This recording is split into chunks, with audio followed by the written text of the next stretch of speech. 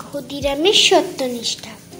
ক্ষুদিরামের বাড়ি ছিল পশ্চিমবঙ্গের হুগলি জেলার ডেড়ে গ্রামে।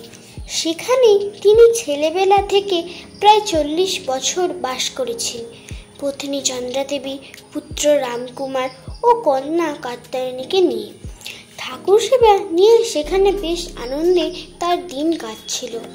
ডেড়ে গ্রামে তার অবস্থাও খুব ভালো ছিল। 150 বিঘে জমি, পুকুর, বাড়ি সব ছিল। তাদের প্রতিষ্ঠা করা শিব মন্দির ও পুকুর এখনো আছে। পুকুরটির নাম চাটুজ্জে পুকুর। ওখানকার জমিদারের নাম ছিল রামানন্দ রায়।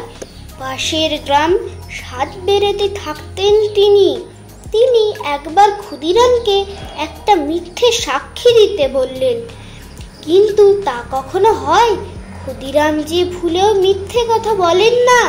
তিনি জানেন ভগবান সত্য খুব ভালোবাসেন। যার সত্যে আঁট আছে সে তো ভগবানের কোলে বসে আছে।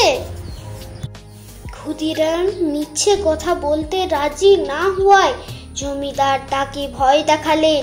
বললেন, তাহলে তোমার সব কেড়ে নিয়ে গ্রাম থেকে তাড়িয়ে দেব। ক্ষুদিরাম তাতেও ভয় পেলেন না। সত্য রক্ষার জন্য সব দুঃখ তিনি সইতে পারবেন, কিন্তু মিছে কথা বলে ভগবানের কাছ থেকে দূরে সরে যেতে পারবেন না।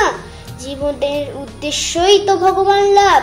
জমিদার তখন ক্ষুদিরামের নামে মিথ্যে মামলা এনে তার সব কেড়ে নিলেন, জমি, বাগান, বসত বাটি সব। জমিদার, মিথ্যা সাক্ষী নাহি দিলে আমার হইয়া, সব কালি গ্রাম হতে দিব তাড়াইয়া।